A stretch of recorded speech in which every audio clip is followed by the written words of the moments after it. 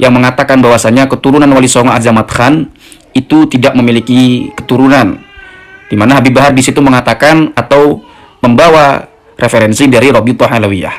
Karena memang kalau kita melihat tulisan ini, ada sejarah-sejarah atau sejarah mencatat yang ditulis oleh Tubagus Mogi di sini. Perselisihan itu memang sejak dulu terjadi.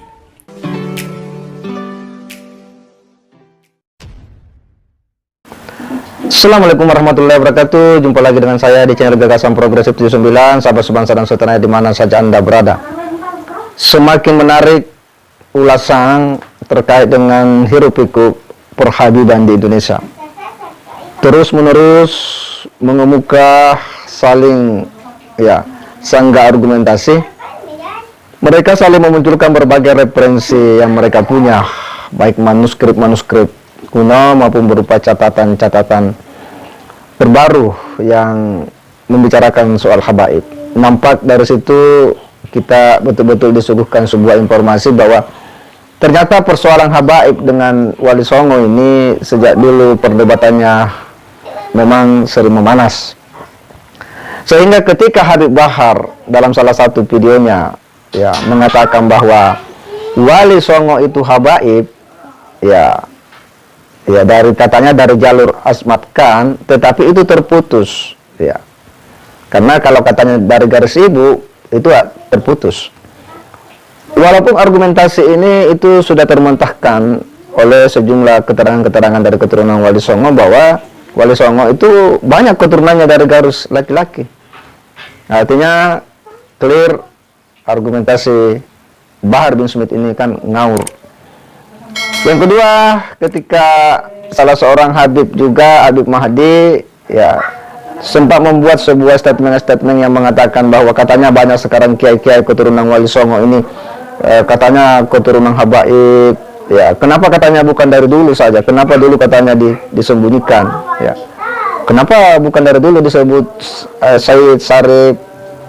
Dan itu dimentahkan lagi oleh Syekh Zulfikar bahwa dulu di zaman Belanda keturunan Wali Songo paling gencar melakukan perlawanan. Dan katanya dia harus menjaga supaya tidak mudah dikenali oleh Belanda.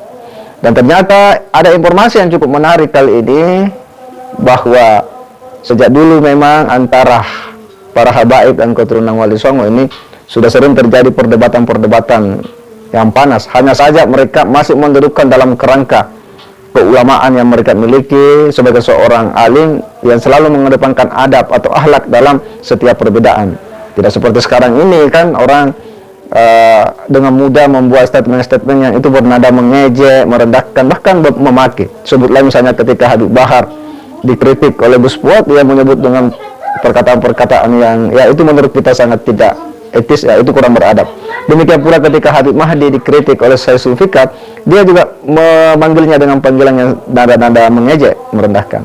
Itu kan tidak mencerminkan adab seorang habaib atau tokoh agama.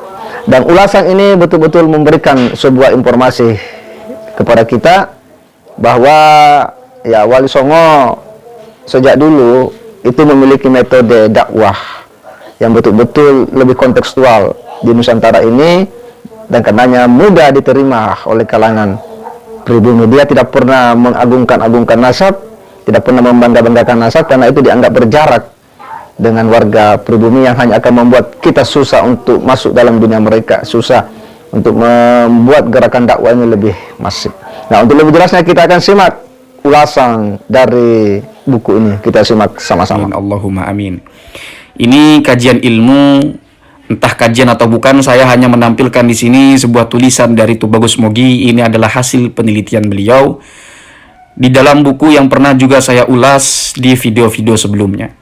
Ini adalah tentang atau bagian dari konflik Bang Alawi dan keluarga Wali Songo. Kalau kita simak ini secara seksama, ini teman-teman bisa sambil baca. Ada kaitannya tentang ungkapan mungkin ini ada kaitannya dengan ungkapan Habib Bahar yang mengatakan bahwasanya keturunan Wali Songo Azamat Khan itu tidak memiliki keturunan, di mana Habib Bahar di situ mengatakan atau membawa referensi dari Rabithah Alawiyah. Karena memang kalau kita melihat tulisan ini, ada sejarah-sejarah atau sejarah mencatat yang ditulis oleh Tubagus Mogi di sini. Perselisihan itu memang sejak dulu terjadi. Begitu. Nah, maka apabila teman-teman menginginkan karya buku ini, karya Tubagus Mogi hasil penelitiannya, dan ini penelitian sudah lama dan mengaitkan beberapa pihak tokoh, bukan hanya dari kalangan Wali Songo saja, tapi di luar itu. Ya, Tubagus Mogi banyak melakukan penelitian untuk merangkap atau menulis buku ini. Nah, bagian ini Tubagus Mogi sedang menjelaskan tentang zuriat Wali Songo yang didirikan Kiai Haji Ali Badri. Dan Kiai Haji Ali Badri ini adalah seseorang yang berani untuk berdialog secara terbuka dengan keluarga Alawiyin. Ya, mungkin kalau kita sekarang bisa melihat tentang bagaimana Kiai Haji Maduddin, ya, Kiai Haji Maduddin Utsman juga sekarang teman-teman sedang standby menunggu pihak Rabi'atul Alawiyah untuk terjadinya dialog ilmiah secara terbuka atau dialog ilmuwan secara terbuka. Saya di sini akan membahas atau saya langsungkan ke bawah saja, di mana ada terjadi dialog ya. Sebetulnya ini Tubagus Mogi tentang perdebatan Kiai Haji Ali Badri dengan sebuah lembaga, cuma lembaga itu tidak disebutkan, disensor ya, lembaga X menyebutnya. Nah, ada keterangan di sini dari Tubagus Mogi. Tubagus Mogi ini adalah lembaga kekancingan dari Kesultanan Banten. Beliau yang sendiri meneliti buku ini atau meneliti tentang sejarah ini lalu dituliskan di dalam buku ini. Saya mendengar langsung dari Kiai Haji Ali Badri bahwa Rabi'atul Alawiyah pernah mendesak sebuah lembaga alumni Mekah. Sebut saja lembaga X. Nah, ini sensor ya. Karena beliau pernah mondok di Mekah. Maka lembaga X mempertemukan beliau dengan perwakilan Rabi'atul Alawiyah. Berarti memang Kiai Haji Ali Badri dengan orang Rabi'atul Alawiyah perwakilannya itu dipertemukan dengan lembaga X tersebut, yaitu Habib Abdullah Maulakhelah atau dari Malang ya, yang juga sesama alumni Mekah. Pertemuan itu terjadi di Singosari, Malang. Dalam pertemuan itu salah seorang pengurus lembaga X menjadi moderator dan ketuanya menjadi pengamat. Dalam pertemuan itu hampir tidak ada perdebatan karena setiap poin yang diajukan oleh Habib Abdullah langsung dijawab dengan baik oleh Kiai Haji Ali Badri. Nah, ini ada beberapa poin catatan-catatan dari Tubagus Mogi yang terjadi perdebatan ketika itu. Kalau sekarang ya mungkin ada YouTube, kalau dulu nggak ada YouTube jadi ditulis di buku ya. Cerita Kiai Haji Ali Badri.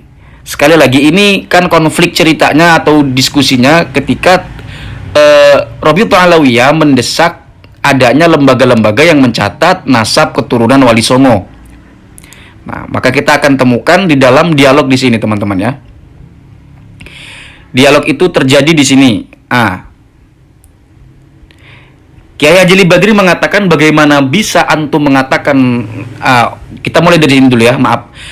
Habib Abdullah, antum sudah membuat keributan di kalangan Alawiyin dengan membuat lembaga mengesahkan nasab keturunan Wali Songo, di mana nasab Wali Songo ke bawah itu masih diragukan. Ini kata Habib Abdullah. Kemudian ditimpali oleh Kiai Haji Ali Badri. Beliau mengatakan, bagaimana bisa antum mengatakan nasab ke bawah Wali Songo meragukan? Apakah Rabi'atul Alawiyah pernah meneliti ribuan manuskrip dan riwayat nasab keturunan Wali Songo? Ribuan manuskrip dan riwayat itu tersebar di Pulau Jawa, Madura, Malaysia, dan Fatani atau Thailand Selatan kalau tidak salah ya. Kemudian Habib Abdullah diam saja dan Kiai Haji Ali Badri menimpali lagi, tidak pernah kan gitu. Kemudian Habib Abdullah diam saja. Kiai Haji Ali Badri kemudian mengatakan, kalau Rabi'atul Alawiyah belum pernah melihat dan meneliti ribuan manuskrip yang ada itu, bagaimana bisa antum bilang nasab ke bawah Wali Songo meragukan? Menyatakan keraguan sebelum meneliti itu namanya kinayah ilmiah. Habib Abdullah sampai diam saja. Kemudian lanjut ke poin berikutnya. Habib Abdullah berkata, katanya lembaga antum juga mencatat garis perempuan. Ini melanggar aturan. Garis perempuan itu putus nasab. Ditanggapi oleh Kiai Haji Ali Badri. Ini sebenarnya teman-teman, diceritakan di dalam buku ini, Kiai Haji Ali Badri ini adalah orang yang vokal, orang yang berani. Karena kiai-kiai yang lainnya itu, menurut kitab yang ditulis oleh Tubagus Mogi ini, segan semuanya. Artinya pada segan ya. Segan itu sungkan tak sungkan untuk berhadapan dengan habaib ya, sungkan, ya nggak enakan ya, segan begitu. Tapi Kiai Ali Badri ini berani ya. Bahkan lebih tajam lagi narasi yang diungkapkan oleh Tubagus Mogi, yaitu mengatakan kiai-kiai pada takut. begitu ya. Takut kalau saya menginterpretasikan itu segan, sikap sungkan begitu ya. Nah, ketika diskusi ini terjadi, Kiai Haji Badri ini kita lanjutkan teman-temannya. Nah, ini ungkapan yang menarik dari Kiai Haji Ali Badri. Teman-teman bisa baca langsung. Saya ikut baca juga ya. Kita ini hidup di negeri orang. Kalau kita mengaku orang Arab, berarti kita numpang di negeri ini. Jadi kita harus menghormati budaya orang Indonesia. Orang Indonesia tidak membeda-bedakan keluarga dari garis laki-laki maupun perempuan. Semua adalah keturunan kakek buyut yang sama dan saling menganggap keluarga. Coba begini, Ibu Antum Syarifah juga tidak. Dari marga apa? Nah, kira-kira begitu.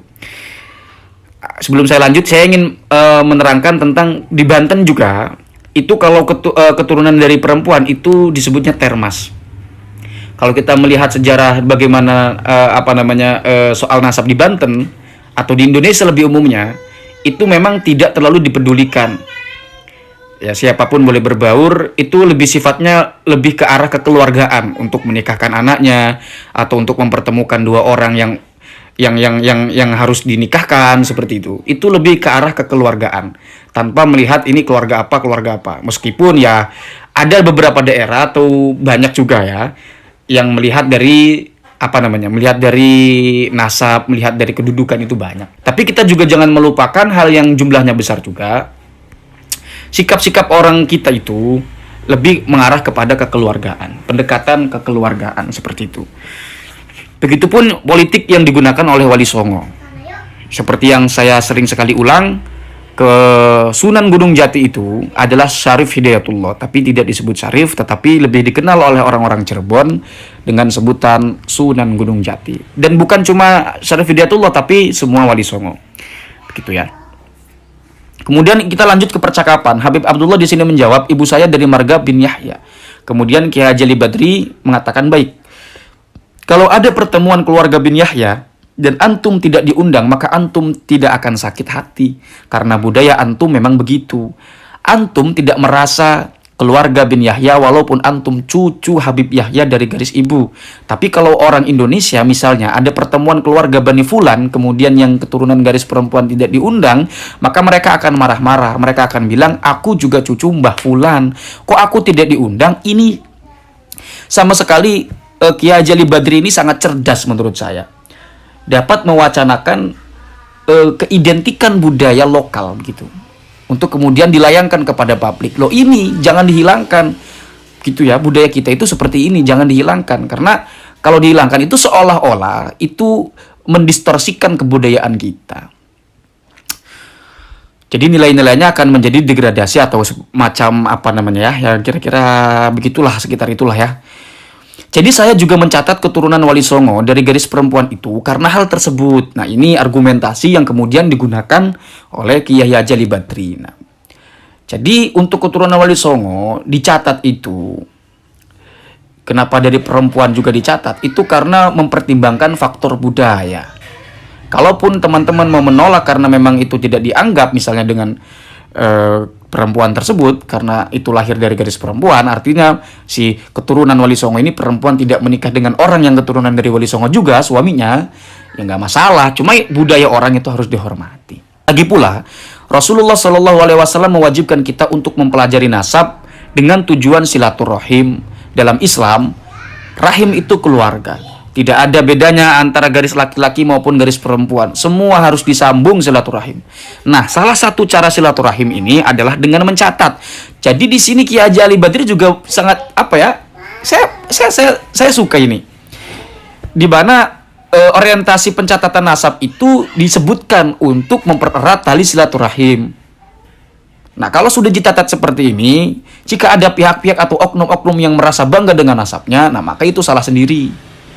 Ini juga sebagai pengingat kepada para orang-orang yang dicatat itu nasabnya sebagai keturunan atau keturunan Wali Songo, itu agar supaya tidak arogan, agar supaya tidak merasa besar. Karena ya biasanya orang kalau dari kecil disanjung sebagai keturunan, dielu-elukan, dibangga-banggakan, itu khawatir kalau kata orang Banten nanti rentan terkena penyakit ain atau bahasa istilah modernnya itu star syndrome ya. Nah, salah satu cara silaturahim adalah mencatat Maka pentingnya mencatat keluarga itu sama antara mencatat keluarga yang garis laki-laki dan garis perempuan. Dengan demikian berarti budaya kami di dalam mencatat keluarga memiliki kelebihan dibanding budaya antum yang dibawa dari Arab yang hanya mencatat garis laki-laki.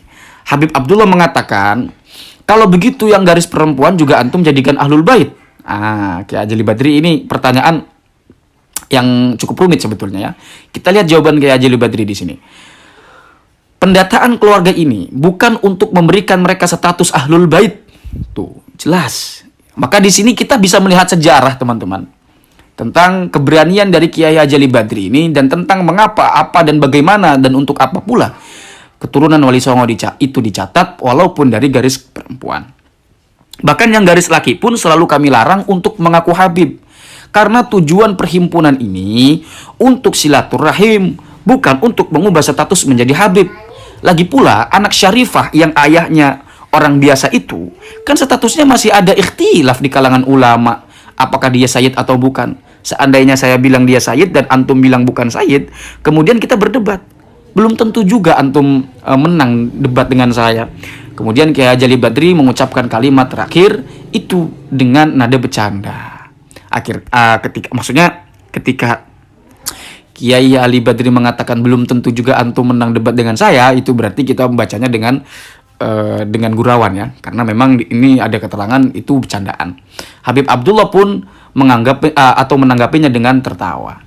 Jadi itu memang orang ahli ilmu ya. Jadi kalau apa-apa ditanggapi dengan ilmu itu enak, luwes, lentur, tidak terburu-buru untuk emosi.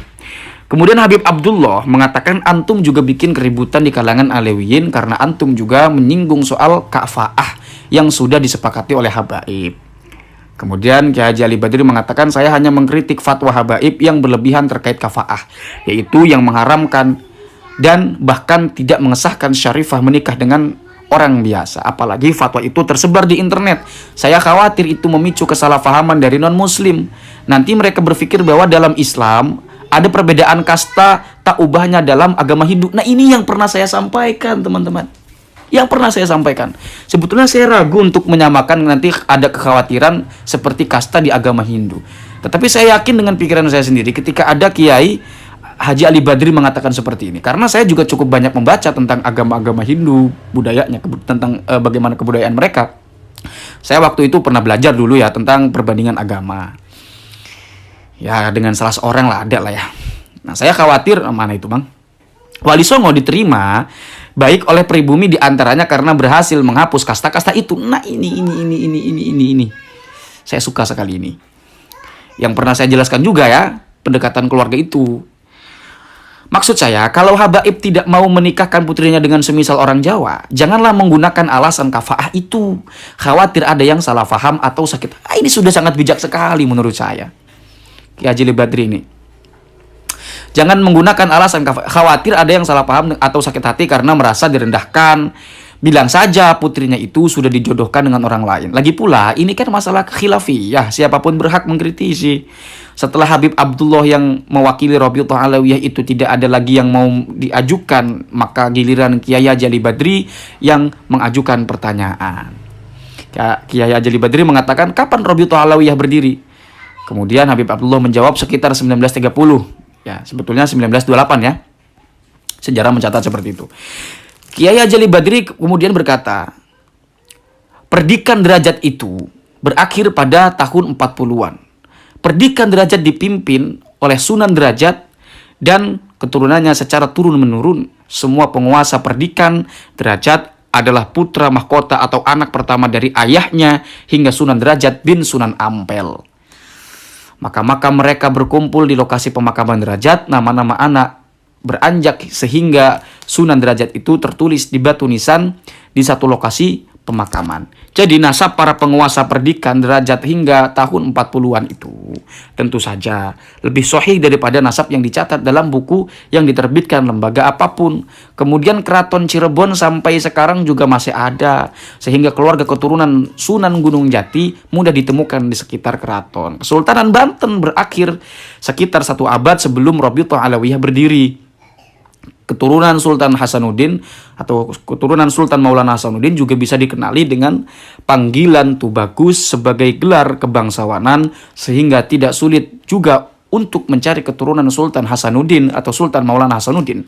Pertanyaannya, pernahkah para pendiri Rabi'atul Alawiyah sebagai pendatang baru itu silaturahim pada keluarga Derajat, Keraton Cirebon, dan keluarga Kesultanan Banten sebagai keluarga yang datang lebih awal?